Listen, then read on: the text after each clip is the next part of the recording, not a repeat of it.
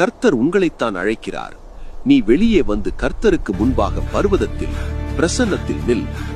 நீங்கள் எப்படி அவருடைய பர்வதத்தில் வந்து நிற்க முடியும்?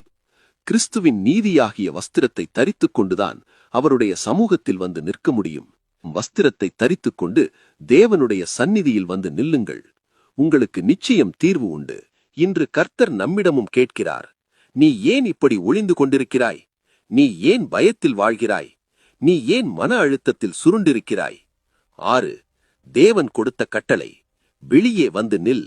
கிறிஸ்துவின் நீதியின் வஸ்திரத்தில், அதாவது கர்த்தாவே நான் சரியானவன் என்று அல்ல, கர்த்தாவே இயேசு எனக்காக மரித்தார் என்று. இன்று நீ குகையிலிருந்து வெளியே வரும்போது நீ உன் பெலத்தால் வரவேண்டாம். இயேசுவின் இரத்தத்தின் நம்பிக்கையோடு இரு. இயேசுவின் கிருபையின் துணையோடு நில். அன்பான தேவனுடைய பிள்ளையே, இன்று கர்த்தர் உன்னை அழைக்கிறார்.